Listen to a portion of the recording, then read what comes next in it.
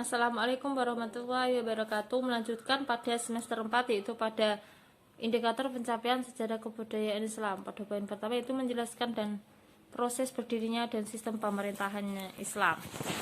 Yaitu pemerintahan Islam dimulai pada saat Nabi hijrah ke Madinah. Nabi ke Madinah sebagai strategi pengembangan Islam.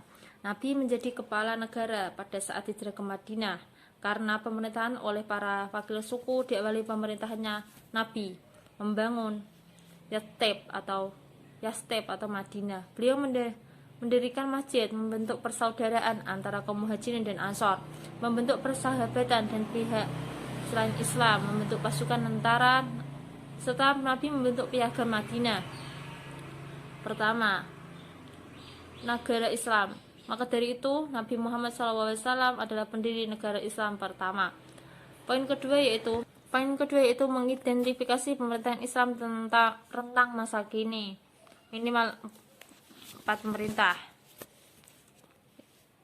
Yaitu yang pertama, secara garis besar perjalanan sistem pemerintahan dalam tubuh umat Islam setidaknya ada 4 masa, yaitu pada masa pemerintahan Rasulullah, Khulafaur Rasyidin, daulah-daulah, dan pemerintahan bentuk negara.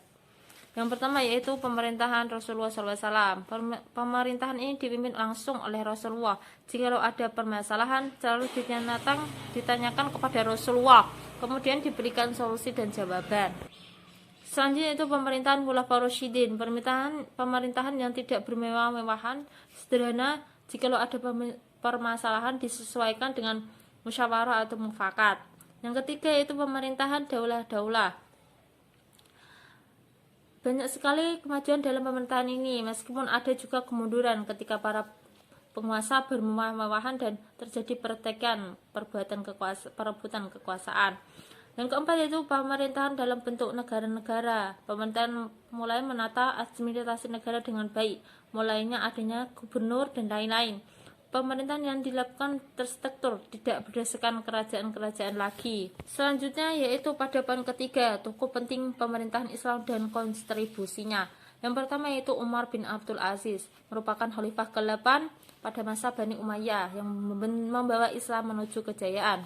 Kontribusinya yaitu membersihkan Baitul Mal dari harta yang tidak halal dan mendistribusikannya kepada yang berhak menerimanya, yang menjadi kesejahteraan kemampuan secara merata pada masa Bani Umayyah. Kedua yaitu Harun ar-Rasyid, merupakan khalifah yang besar pada masa dinasti Abbasiyah, yaitu pada tahun 786 sampai 809 Masehi. Masa pemerintahnya adalah masa keemasan bagi Islam. Baghdad menjadi salah satu pusat ilmu pengetahuan di dunia. Kontribusinya itu membangun kota Baghdad menjadi pusat ilmu pengetahuan. Yang kedua mendirikan Baitul Hikmah dan Majlis Al-Muzakarah. Yang ketiga itu membangun sarana pendidikan, kesenian, kesejahteraan, dan perdagangan, serta menciptakan kesejahteraan rakyat. Selanjutnya itu Salahuddin Al-Ayyubi, yaitu merupakan seorang jenderal ulama dan pejuang Islam dari Tirkit atau Irak. Beliau lebih dikenal dengan Saladin. Kontribusinya yaitu yang pertama membebaskan Baitul Maqdis dari kerajaan Latin pada Perang Salib. Yang kedua itu mendirikan dinasti Ayyubiyah di Mesir dan Suriah. Poin keempat yaitu perkembangan kebudayaan Islam dan tokohnya. Yang pertama yaitu bidang pendidikan, munculnya ilmu hebat. Antara lain yaitu tokohnya Al-Farabi dan Ibnu Sina. Selanjutnya itu bidang ekonomi, yaitu perbaikan sistem perpajakan, mulai mengenal mata uang, perluasan perdagangan. Tokohnya yaitu Abu Yusuf dan Abu Ubaid. Selanjutnya itu bidang sosial, yaitu menjadi lebih toleran, tidak lagi memandang sistem kasta. Tokohnya yaitu Salahuddin Al-Ayyubi. Selanjutnya yaitu pada poin kelima, masa keemasan dan kemunduran Islam. Yang pertama ada masa keemasan di mana masa dinasti Abbasiyah yang dipimpin oleh Khalifah Harun ar-Rasyid pada tahun 786 sampai dengan 809 Masehi, dan anak yang bernama Abdullah Al-Ma'mum pada tahun 813 sampai 833 Masehi. Selanjutnya yaitu masa kemunduran di masa yang diawali jatuhnya kota Baghdad pada tahun 1258 Masehi ke tangan Mongol. Masa ini dipimpin oleh Halagun Khan. Selanjutnya yaitu poin ke-6, ibrah sejarah Islam masa kini. Yang pertama yaitu keteguhan dan kesabaran khalifah untuk menyebarkan agama Islam.